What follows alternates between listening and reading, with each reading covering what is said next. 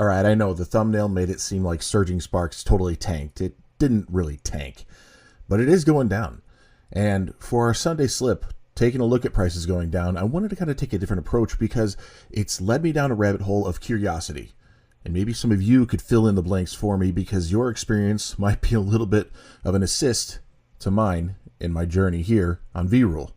If you're not familiar with the channel, welcome to it. I hope you find some value, and please consider liking this video, subscribing to the channel, and being a part of it. I post 7 days a week, so let's dive in. Like I said, we're doing Surging Sparks, and I'm just on price charting here where you can speculate on the different grading cards as well. They have PSA and CGC. I'm only going to be using PSA 10, which is going to be your height, your cap, your top, and then PSA 9, which is often reflected in a similar bracket of the raw card. Now, if you were going to be going out to buy raw cards, I would say consider the PSA 9 because it's already slabbed, it's already graded, and it may be an incorrect grade, that it could be a 10. So look at the photos, make sure you feel good about it, and be comfortable with the fact that it is a 9, but you're kind of getting a little bit extra for the same price or thereabout as a raw card.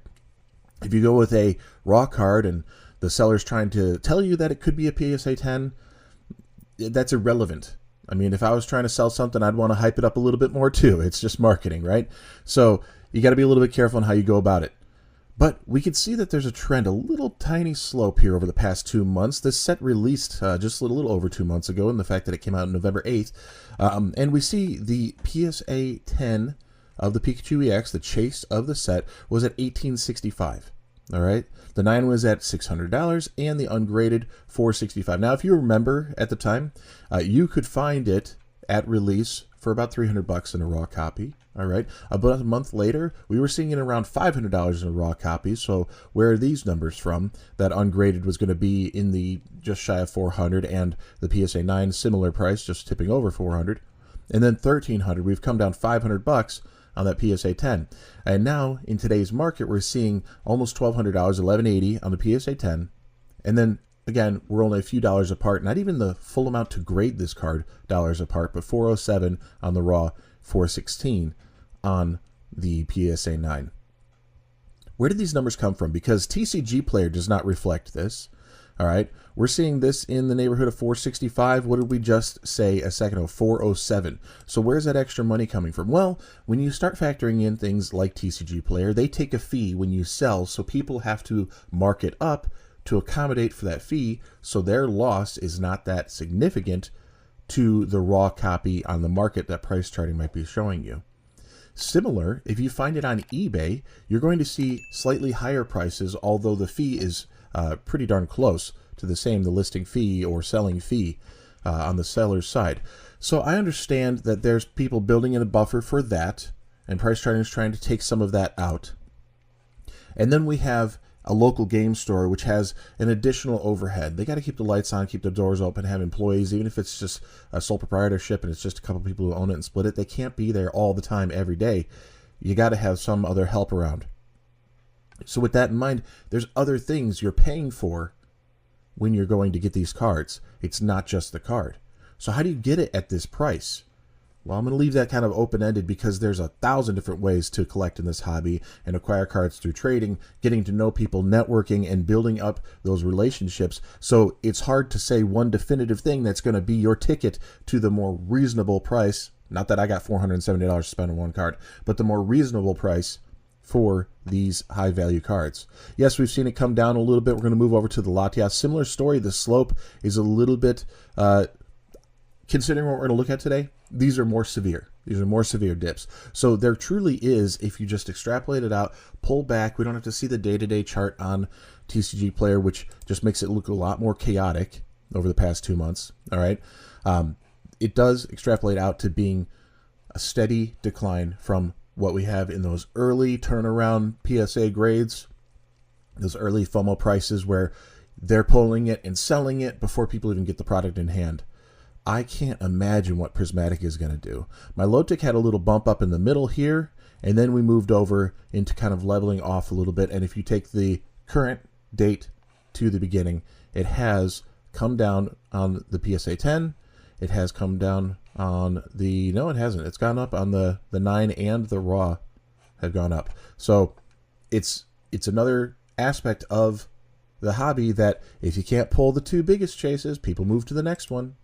If you can't pull those, people move to the next one, you know? If you can't swing that price, there's another bracket of customer, and you see these tiers. So that's why the whole set floats together and falls together, because people can spend that $400 on those top tier cards. The next bracket is at $200. The next bracket is at $100. The next bracket is $50. You can almost certainly cut it in half and kind of round to it in whole numbers there, and you'll get a better data set of who's capable of what, and there is a market for everybody. Look at that slide, 810 on PSA, 810 on the PSA 10. My goodness, almost got tied up there.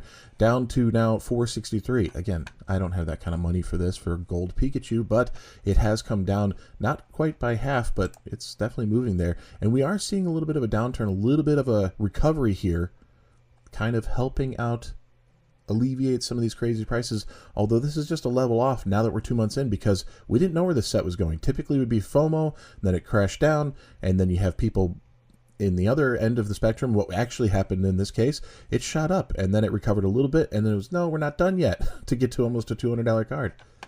Wild. These sets are wild, and this is going to be the new norm. This is the new norm. So what we talked about when Surging Sparks came out, kind of very confused. How is it doing this? Why is it going like that? This is the new norm. Yes, if you look at it as a whole, you're going to see a slight decline coming across the board, especially on the graded cards. People turn those out fast. People want to have them first. The low cert numbers on the early graded cards of these, especially in that 10. So yeah, people are going to pay a premium for them. But if you wait, have a little patience, a little less FOMO, a little bit of time to see it come down a bit. I mean, we've been on a wild swing. This felt more realistic, that FOMO price coming down to be something manageable. It shot up. Weren't expecting that. Okay, what do? I don't know. You hold on. You wait. You become patient. And then you see the new level here in the $82 range instead of the $73. Yeah, you're $10 up, but it's better than paying $112. It's better than paying that FOMO price of $120. So you got to be a little bit careful on how you do this with Pokemon. Time is usually your best friend in this hobby. So all the prismatic, all the crazy, all the hype going out for it. Yeah, we all want it, and everybody wants it the same. But don't pay the scalper price and be patient. That'll help suppress the scalpers. Then go and get it when you can. And scalpers aren't going to be buying up because they can't turn it over. So it will help, but kind of got to stand together in that. Speaking of standing together, stand together as a community. Like, comment, and subscribe to the channel for your chance to win. I am on the road to 5,000 subscribers, and we're doing well there. We're trying to give away an ETB. Ideally, I'd like to give a Pokemon Center version ETB based on availability at the time of the winner. If not, the Brilliant Stars ETB out of my collection is going to one of you. So I'm giving away an ETB to a winner, a grand prize winner. I'm also going to be giving away 5 Pokemon mystery card lots to another 5 winners. Want to make sure that we get a handful of people to enjoy winning rather than just a couple people just won or something on one prize, because it's so many people going in to support the channel. I want to give what I can. And now this new marker of every 1,000, working our way to 10,000 this year. We're trying to get to 10,000 by the end of the year. I want to give opportunity to do so. Make sure you take that step to go to this video here, leave an additional comment. That's where we're compiling all of the comments for that 5,000 subscriber giveaway. Let's jump back in. The Alolan Executor EX, 283 on the PSA 10. Now we're down to 196. And if you want, you can pause while I'm doing this so you can see the snapshot of these different prices. I'll try to slow it down. I know it goes a little bit quick sometimes. Maybe that middle price is not that exciting, but you can see there's a bit of a downward trend. Even on the PSA 9, not so much the raw. That's gone up a little bit, but it's meeting with that PSA 9. Those usually end up being in the same boat. That's why if you want to go raw at this price range, just lean into the PSA 9. It's probably worth a few extra bucks to do it. But we can see we kind of came up in that spike in early December, and now we're coming back down a little bit. And as Prismatic comes along, I wonder what's going to happen to Surging Sparks.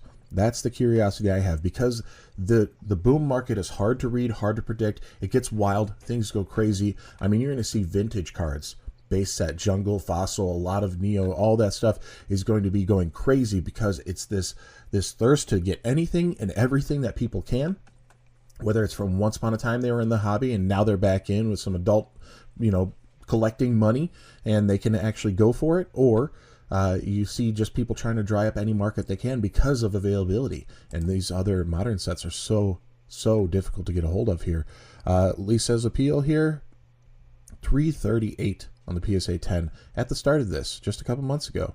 And $70, 72 on the 9. There you go. Okay, now we're down to 55 on the raw, 60 on the 9. Not horrible. 253 on that 10. That's a big swing. It's a big swing. 80, almost $90 difference. Pretty crazy how well it's gone in a slow, steady decline when you look at it from this perspective. The problem is we kind of get stuck in this mode of looking at this perspective where a typical FOMO and then it drops off and it levels out around. Okay, good. They're not all like that. Most are not like that. Most are getting weird like this in the top chase. The rest of the set, sure, it'll follow that because people want the chase cards and they let the other ones go to the market in a normal fashion.